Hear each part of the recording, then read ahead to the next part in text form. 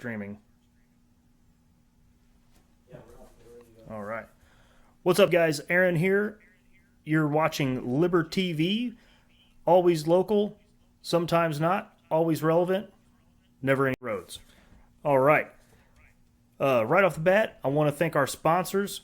We've got Gunhugger Holsters is one of our sponsors. Check them out, gunhuggerholsters.com. The only holster company I know of that is accepting Bitcoin. And they also accept, U.S. currency, precious metals, those types of things. Again, give them guys a shout out. We also have blackbarfitness.com, super exciting fitness related social media website that's going to be launching later this month.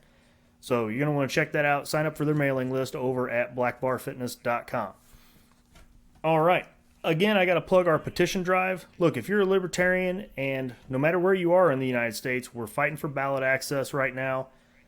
And in Illinois, in particular, we need 40,000 signatures. And it's got to happen. I mean, we need people to beat the streets and collect those signatures. I know the guys up north are doing a lot. Down in the south, and dealing with a little rain and things like that. But we got to get on the ballot if we're going to vote Libertarian. So go to lpillinois.org, use the contact button, and, get that...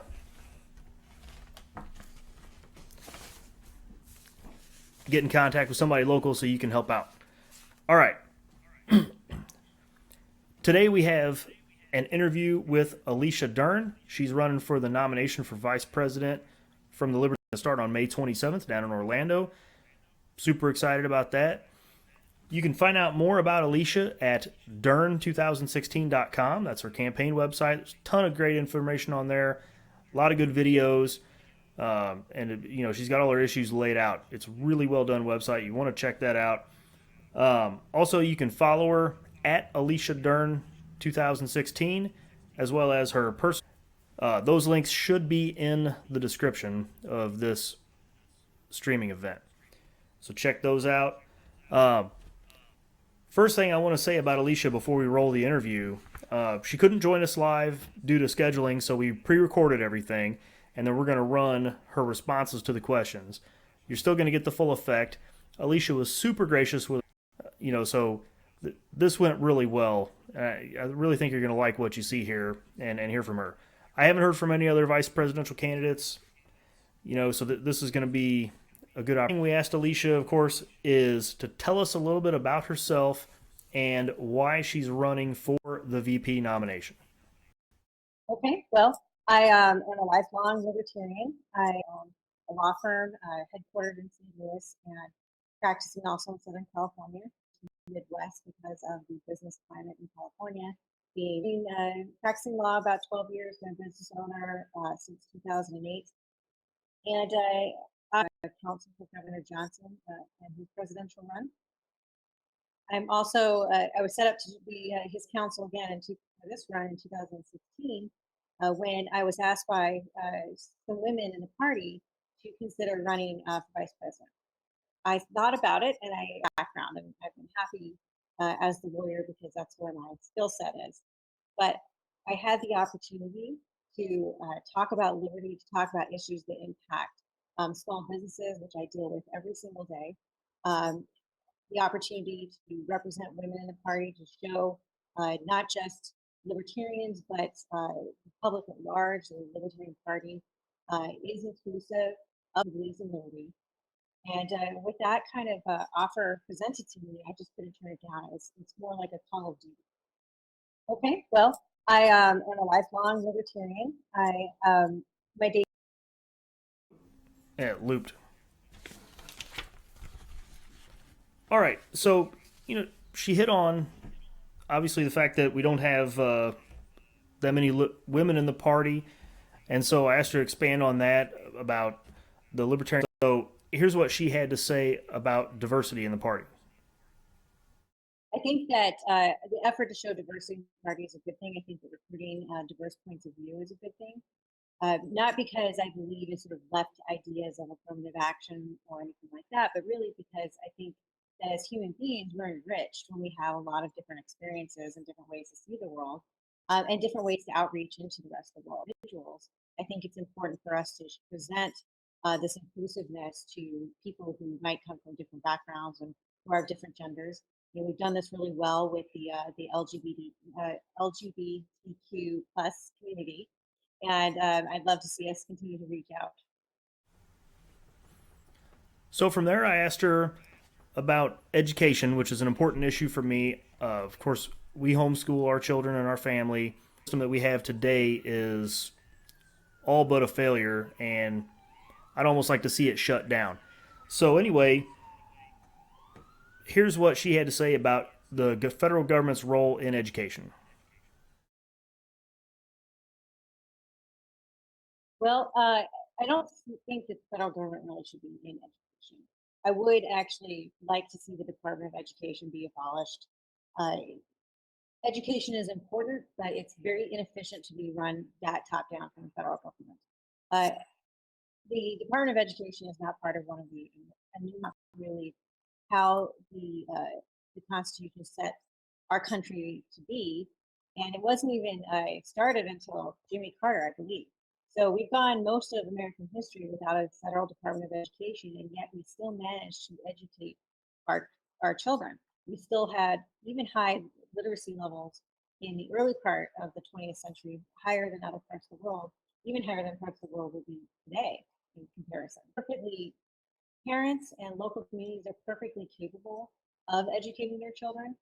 My sister homeschools. I have plenty of friends who they take control of their children's education, whether they homeschool or they add to the education in some way. Right?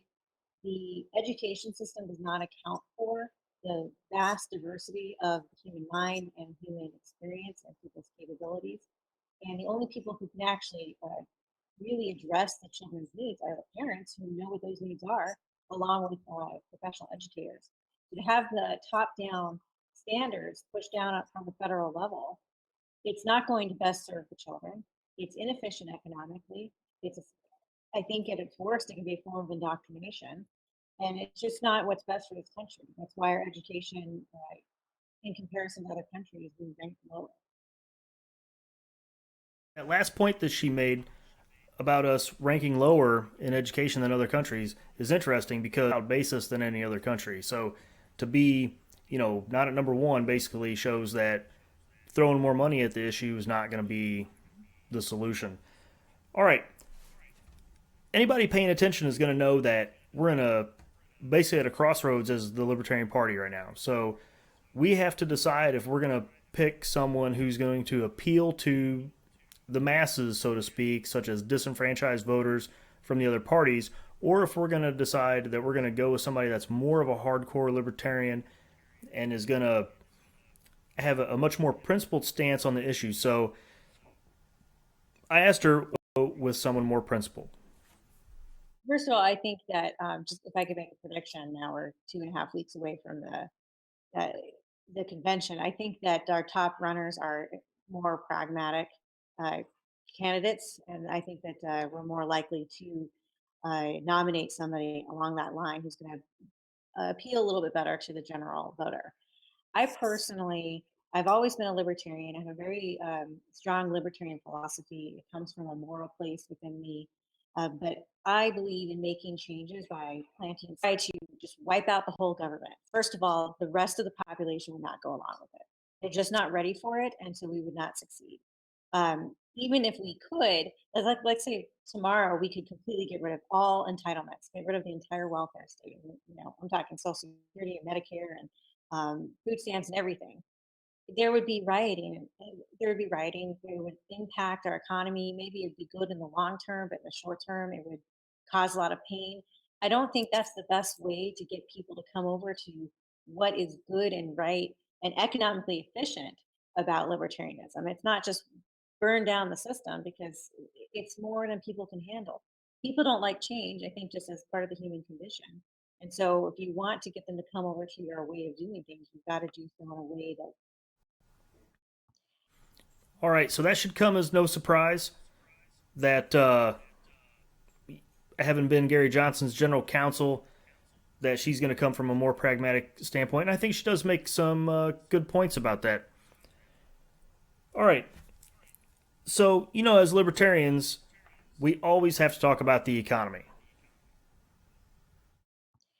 So I really want to talk about the economy in this election because I think the economy is what is driving what we're seeing with the two major parties and so these upset and this rise of Donald Trump and the Republican Party, and then even Bernie Sanders posing such a threat to Hillary Clinton. This is reflection of the pain that there's in a stagnant economy with low jobs, very low job growth. People are still unemployed, and we're having price inflation. Housing costs are going up, the cost of living is going up. People are feeling poor and they're upset about it. And so, what we've got is a group of people supporting Trump who think that the problem with jobs is immigration related. And we have people supporting Bernie Sanders who thinks that the problem with jobs is the banksters. And I mean, they're not totally wrong about that, but they're concerned. They think the answer to the problem job. I am a small business lawyer. I represent entrepreneurs who are trying every day to grow their businesses and create jobs. And it is getting worse and worse and worse. If I just want, I'll give you an example. The other day, I got a call from a client who had an emergency.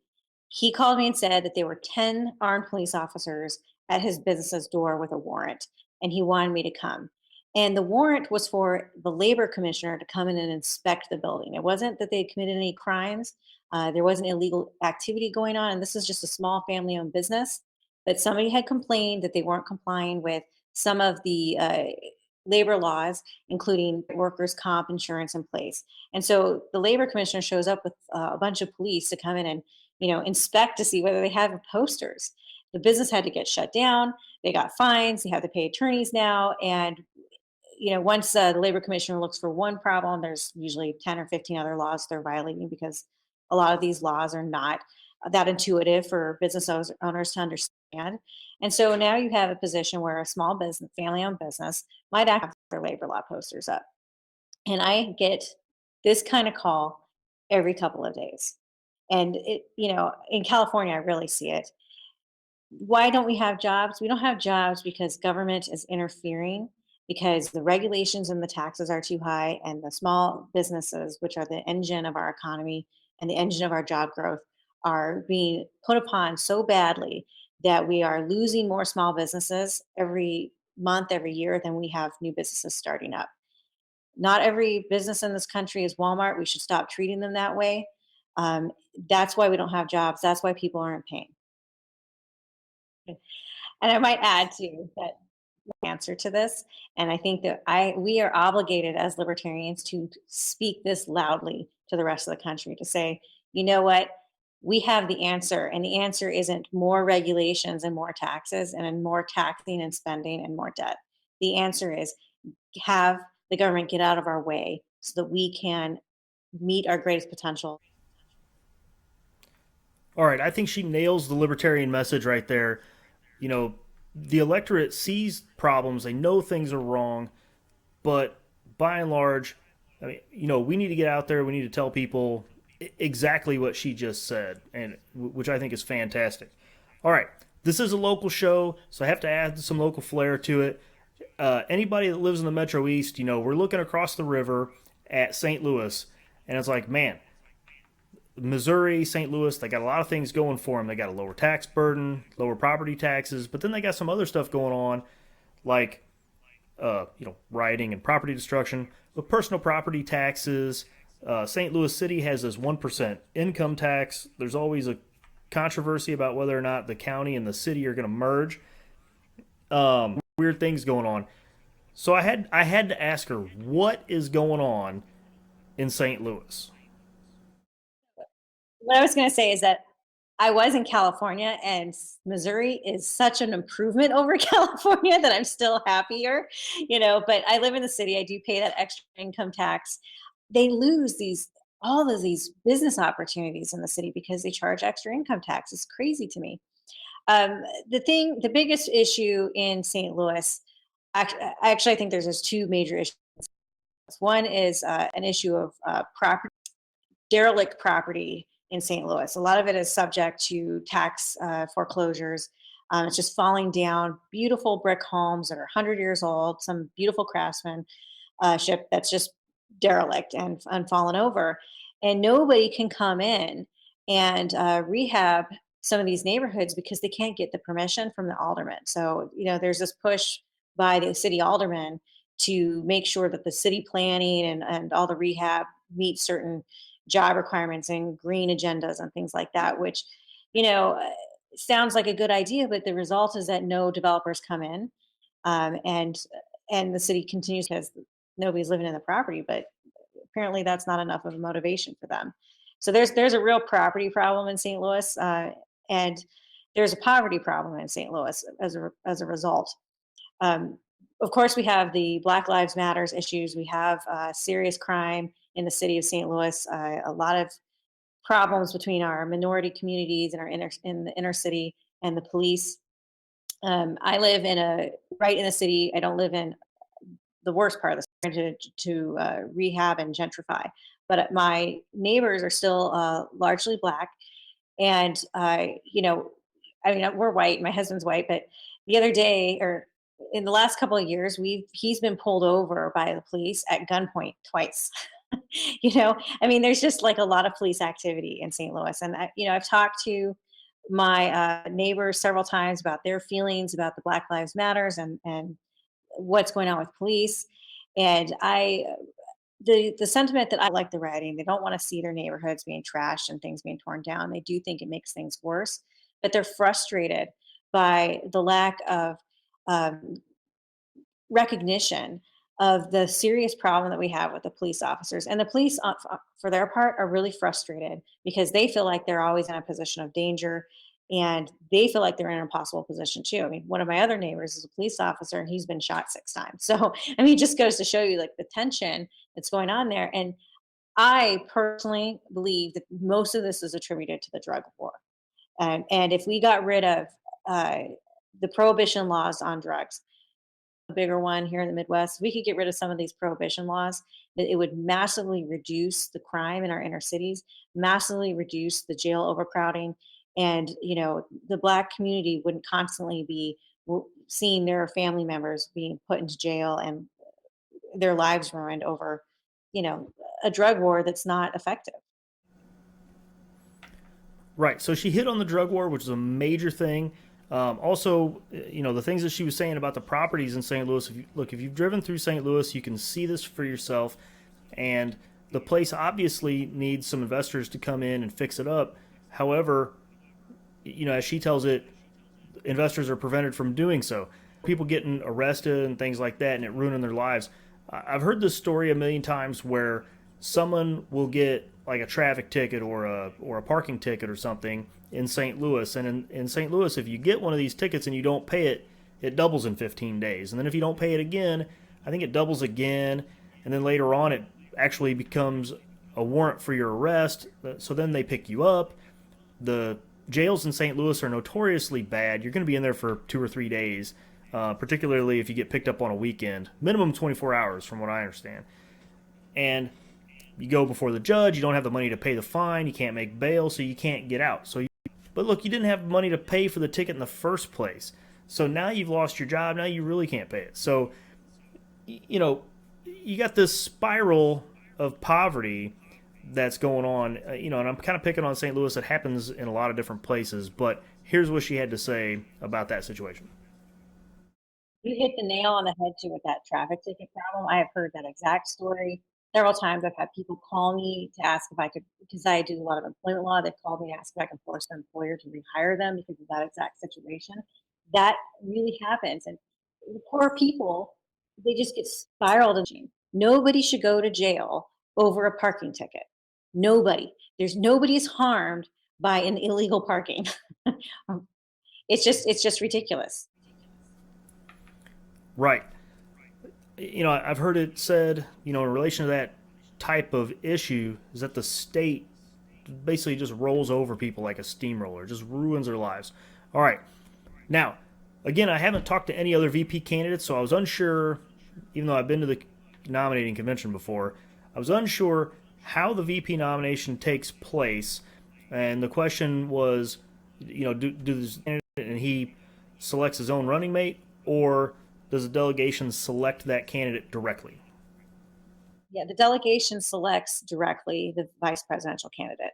So what will happen is that there'll be nominations from the floor for the presidential candidate. They'll be voting, and then after that, there'll be nominations on the floor from the for the vice presidential candidate. Whoever wins the presidential nomination can, of course, endorse somebody, but the delegation is fully free to elect whoever it is that they think best represents libertarian values and will do the job. All right, guys, there's the interview. I think it went great. Again, very nice to talk to. She was extremely gracious with her time to do this interview with us, so we can bring it to you now. Uh, you know, leave us a comment. Let us know what you thought about the issues that she talked about, so we can connect that way. If you're a delegate to the convention, consider supporting her. I mean, Missouri's kind of representing in this election. I mean, they had Cecil Ince, Austin Peterson's from Missouri, and Alicia's from Missouri, which is kind of interesting. A lot of Midwest candidates going on right now. We just closed out the interview. Thank you very much. Thank you for having me. I'm excited about the convention. I have full faith in the delegation picking a good libertarian candidate. I'm just excited to present my case to them. All right, guys, that's everything we have for you today. We are going to cut it short. There's not a ton of activity in the chat, so no questions to answer, really. We are short on time. Next week, we're going to bring you information about a tax referendum that's going on to the ballot here in Madison County. I've got a great video that I shot down at the courthouse for who is running for county board chairman against Alan Dunstan. And I'm not going to, endorse anybody, but I would literally vote for, my shoe instead of Alan Dunstan. I'm not a big fan. But anyway, guys, with that, we're going to take it out. Thank